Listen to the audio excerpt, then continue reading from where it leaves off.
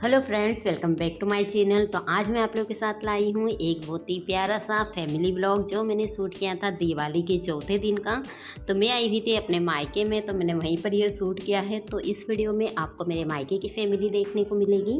और यह जो वीडियो हमने शूट किया है वो दिवाली के चौथे दिन का है, जिस दिन मनसा महादेव की चौथ का उद्यापन किया जाता है और इस दिन दाल बाटी और चूरमा बनाया जाता है।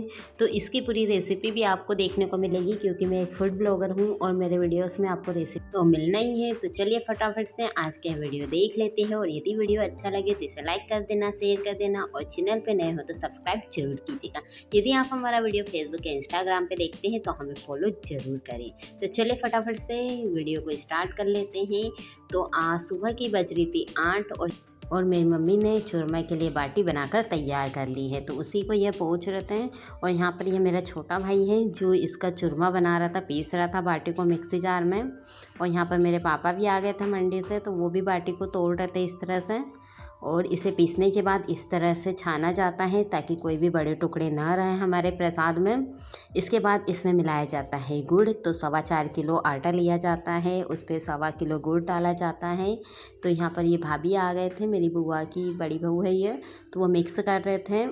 और ये मेरी भाभी है जिन्होंने दाल उबाल कर तैयार कर ली है और उसी में ये पानी कर रहे थे। तो मैंने सोचा लाओ, मैं भी नहा ली थी तो मैंने सोचा थोड़ा बहुत मैं भी काम करवा देती हूँ। तो मैंने दाल को फ्राई करने के लिए थोड़ी सी सब्जियाँ कट कर दी। साथ ही मैंने यहाँ पे टमाटर में पीस रही थी और मेरा भाई आ गया और बोलता है कि इसका वीडियो बनाना यहाँ पे चालू हो गया। तो मुझे तो हंसी भी आ रही थी। फिर दाल में थोड़ा सा पानी कम हो गया तो मैंने उसमें यह ऐड कर दिया उबाल के। तो यहाँ पर हमें जितनी दाल बनानी थी उतनी दाल अभी हमने सिर्फ इकट्ठी कर ली है। तो इसे फ्राई करने के लिए तो मेरे पापा ही फ्राई करते हैं, तो वही करेंगे। तो यहाँ पे ये जो बाटी का चूरमा बना रहे थे, तो चूरमे में अब गुड़ अच्छी तरह से मिक्स कर दिया था, तो इसमें डालना था घी। तो यहाँ पर ये भाभी घी डाल रहे हैं और इसे अच्छी तरह से मिक्स कर रहे हैं। ये चूरमा में जो भोग का चूरमा बनता है लड्डू के लिए, तो इसमें कुछ भी ज़्यादा चीज़ें नहीं डालती, सिर्फ 3 चीज़ों से बनाया जाता है। अच्छी तरह से मिक्स करते हैं। तो 1.25 किलो घी डलता है, तो वो भी घी भाभी ने डाल दिया था और अच्छी तरह से मिक्स कर लिया। तो इस तरह से यहाँ चूरमा बनकर तैयार हो जाता है। तो अब यहाँ पर बाटी का आटा लगा दिया था मम्मी ने, तो हम सब लोग मिलकर यहाँ पर बाटी बना रहे हैं। ये मेरा छोटा भाई है और ये मेरी बड़ी वाली बहन की लड़की है सिया, वो भी बाटी बना रही थी और मैं भी बाटी बना रही हूँ। और बड़ी भाभी भी फ्री हो गए थे, तो हम सब लोग मिलकर बाटी ही बना रहे थे।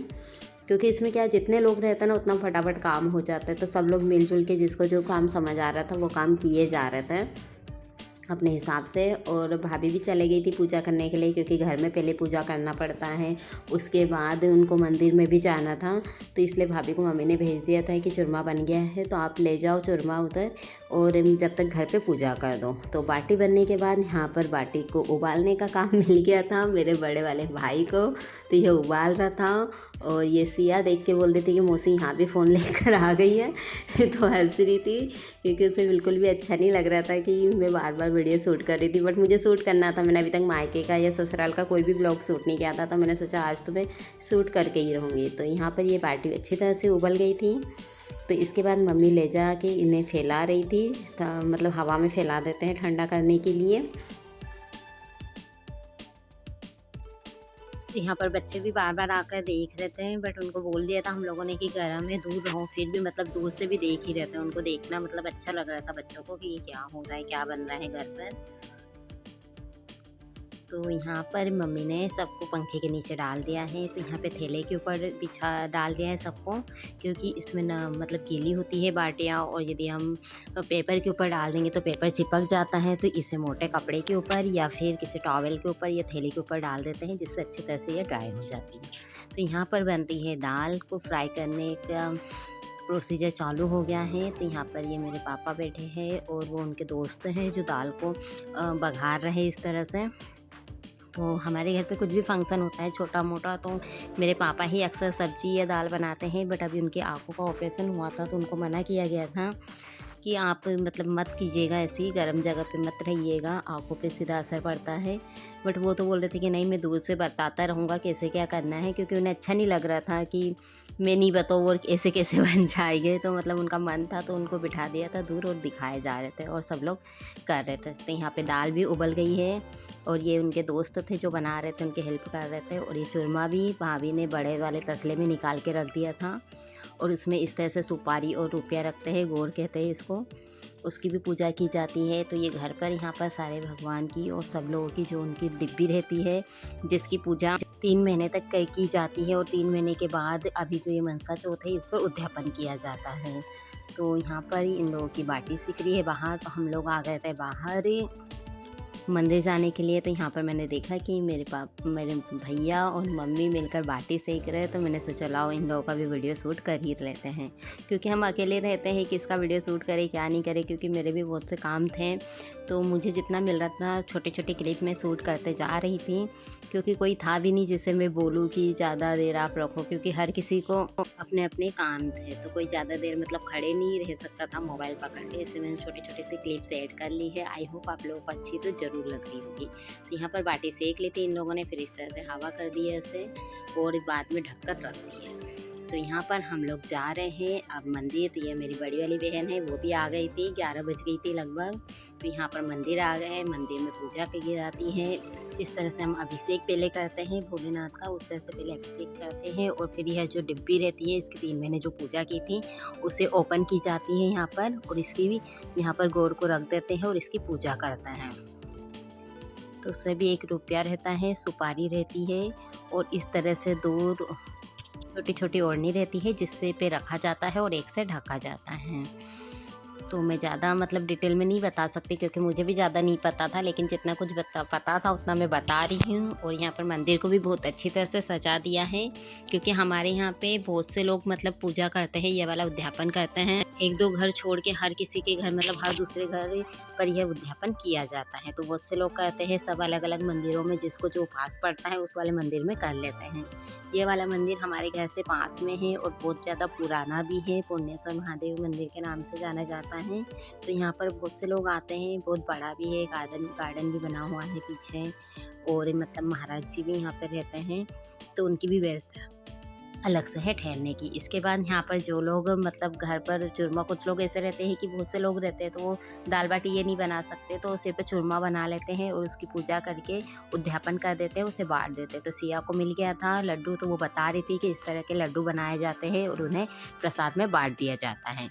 इसके बाद जो लड्डू बनाए थे उसमें से 4 लड्डू अलग से रख के लाते हैं और एक महादेव के पास चढ़ा देते हैं, एक महाराज जी को दे देते हैं, एक चींटी को दे देते हैं। चींटी को डाल दिया जाता है मतलब खिलाने के लिए। तो यहाँ पेड़ के नीचे आई थी भाभी, त्रिवेणी बना हुआ है और यहाँ पर बहुत सारी चींटियाँ भी इकट्ठी रहती है, तो यहाँ पर डाल देते हैं इन्हें और इसके बाद त्रिवेणी की पूजा कर देते हैं। और एक लड्डू में से बांट दिया था, यहाँ पे जितने भी लोग थे और उसमें से थोड़ा सा बचा के घर ले जाया जाता है, और जो घर पे था उसमें से गाय को भी दिया जाता है। बाकी सब जितने भी लोग खाना खाने के लिए आते हैं उन लोगों को प्रसाद के रूप में दिया जाता है। ये जो प्रसाद होता है इसे 5 साढ़े 5 बजे तक ख़त्म करना होता है, रात में नहीं रखा जाता है।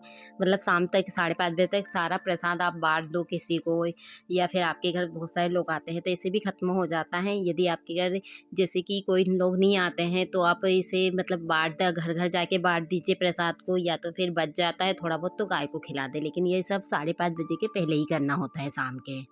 तो यहाँ पर पूजा पाठ हो रही है भाभी की, और इसमें इसमें सब सवा सेर लेकर मतलब ये प्रसाद बनाया जाता है। जैसे 4 किलो मतलब आटा लगता है, जो मोटा दरदरा पिसाया जाता है गेहूं का आटा, और 1.25 किलो गुड़ डालेंगी और 1.25 सेर मतलब 1.25 किलो ही घी डालते हैं, देसी घी, और उन सबको मिक्स करके यह चूरमा बनाया जाता है। तो यहाँ पर बच्चे भी आ गए थे, और यह मंदिर भी मैं आपको दूर से दिखा देती हूँ कि इस तरह का कुछ ये मंदिर बना हुआ है, और यहाँ पर कुछ इस तरह से था।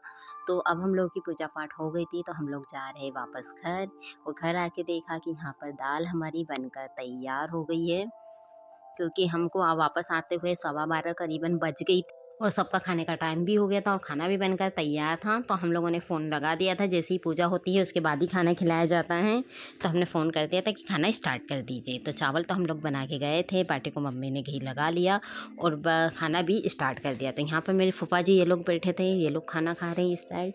सेकेंड साइड दीदी बुआ और भाभी ये लोग थे जो आए थे, उन लोगों को खाना खिलाया जा रहा था। जो घर वाले थे उनका वीडियो मैंने थोड़ा शूट कर लिया है, बाकी लोगों का नहीं किया क्योंकि थोड़ा हो सकता है उन लोगों को भी ओड लगे।